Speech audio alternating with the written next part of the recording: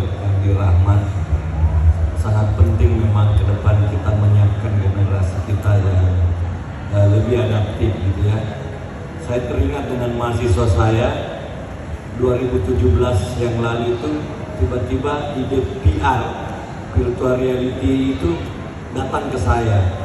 Dan di saat 2017 yang lalu kan PR itu belum terlalu populer. Dan begitu ngototnya meyakinkan saya.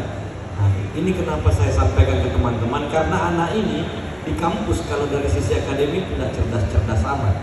Ke kampus tiap hari main game, bawa game, saya tidak ngerti juga gamenya apa itu, di kantongnya belakang. Setiap hari belajar otodidak komputer, belajar otodidak bahasa Inggris.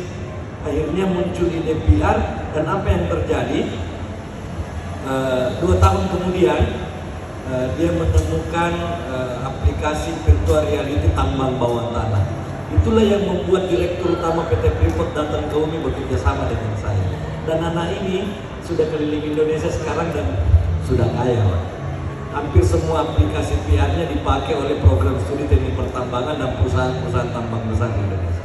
Apa yang mau saya sampaikan? Bahwa seperti yang disampaikan Pak Andi Rahmat, tidak lagi zamannya sekarang melihat sisi mahasiswa itu dari sisi akademiknya saja.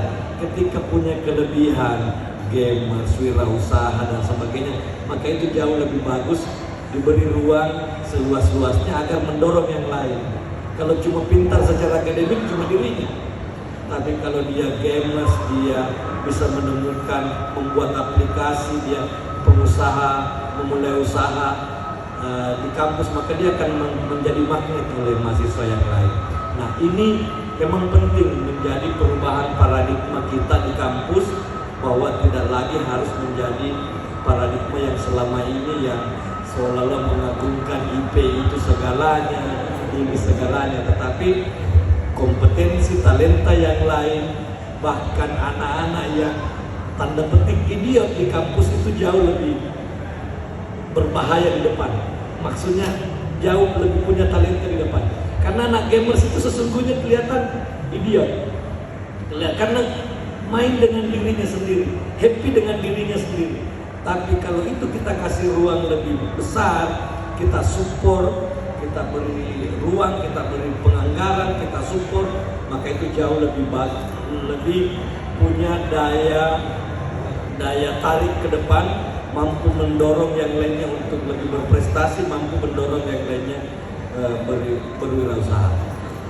Selanjutnya soal konten kreator, ini soal kecerdikan, kemampuan melihat situasi.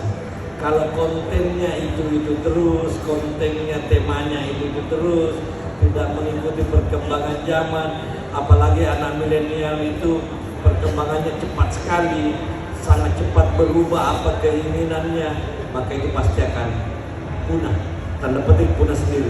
Sama aja kampus, kampus yang tidak adaptif, mau negeri mau swasta, pasti punah kalau tidak adaptif. Apalagi selebgram, apalagi konten kreator, kalau nggak adaptif, nggak mengambil isu-isu yang terbaru, nggak mengambil perkembangan terbaru, maka itu pasti akan punah. Nah,